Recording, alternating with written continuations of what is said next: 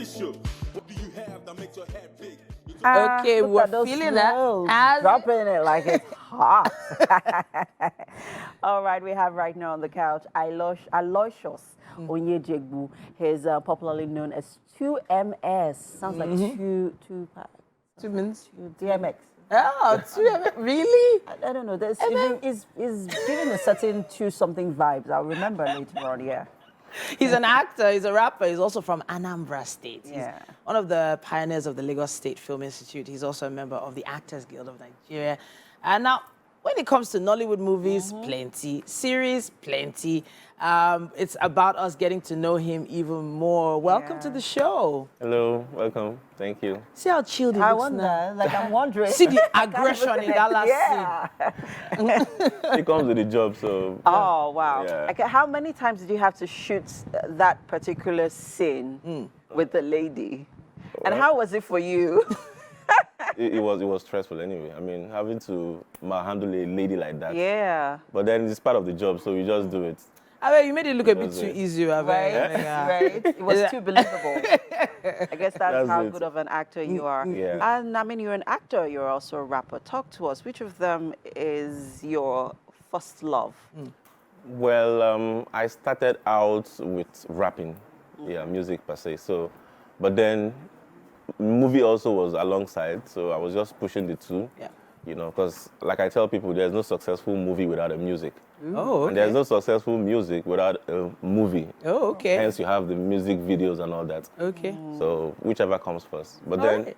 But when did it begin for you? When did it begin? way back, like way back when I was, probably in my secondary school days. That's rap. Yeah, rap. Okay. Rap. Okay. Yeah, rap. We started, miming Eminem, the likes of Eminem, Tupac, Biggie, and all that. Wow. And then when I got to the higher institution, I decided to carve a niche for myself. Hence my name, 2MS, like you said. Yeah. Sounded more like DMS and all that. Yeah. But I probably coined it. It's a mixture of. So I was right? Yeah. I wasn't just making it up. No, yeah, you're right, kind of. It sounds very. Because I coined this. Kind of it's a mixture of, two metals. Oh. Alloy. They normally call me then metal man in school. Alloy metal. Yeah. Wow. So when you mix copper and zinc, it gives you brass, which is an alloy. So, I mean. Wow. that Okay, brought about here we two go. Two metals actually sounds very nice. Sounds like hardcore. Yeah. But we know how hardcore Nigerian parents can be. When your family, heard that you were going into this full time, what did they tell you? It was hectic, honestly. I mean, from my kindred, in fact, in my own village, I can't really point out one person who probably took up this kind of profession. Because, once you introduce yourself as an Igbo person, from Anambra, it's always a business. It's always business. But here I'm bringing in entertainment, because this is music, movie business. I'm bringing in entertainment in this angle. It's like a play, but then you're making money off it. Okay. So it was so fresh for them. They couldn't really, believe or see my vision. But I thank God today everybody's happy and they're smiling with me too. Yeah, because you're making the money. Yeah. Yeah. All right, now let's talk about you being a member of the Actor Guild of Nigeria. Okay. Talk to us about your experience, because there's been a few, let's say speculations and rumors about, its management of, those in, those in the body. Like that's the members, that's the guild. Talk to us about your experience, as being a member of the body and what it's doing for you. Do you think it's really, really catering to your needs as an actor? Okay. I guess at this point we probably need to take this out. Okay. So you can see me. Okay. I like introducing myself as a new and old Nollywood member. Oh, okay. Because there are two. Being an old Nollywood member and a new Nollywood member. So when you talk about the old Nollywood member, you're talking about where the guild now comes in. Yeah. Because I'm part of the old and new. Okay. I started out when you probably would go for an audition. I think then it was at Winnie's Surulere somewhere. Surulere, yes. So when after an audition, you need to come back to check for a cast list, which will be pasted somewhere on the notice board. Yep. You know, so we went through all that. That was during the era of analog. Nobody has this social media You've been phone in the industry stuff. that long? Yeah, I've been there because I grew up. All this started probably on my street. Okay. So that was why I was so used to it. So then you go to check your name on the cast list, and then after that, the director now invites you over again for a final cast list, and then the location will be chosen for people to go shoot to the film. So then the guild was really active then because, you know, we had a place. Yeah, as a location. A location. It's like a labor job, you know. Everybody just comes and gather in a particular place. You need the police, you can come pick one or two. You need this, you need that. That was everybody area is good, correct. So everybody was stationed at a particular place. So then the guild could probably mastermind the activities of actors. Yeah. But then when, you know, change is constant, everything had to evolve. We're now moving from normal home videos to cinema, you know. So then a lot of and people... now streaming platforms. Streaming platform came up. So a lot of people are now probably well-educated.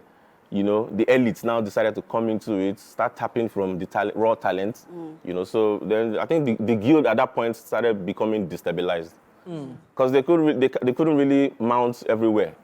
Private companies are coming up. You know, you have different private movie companies here and there.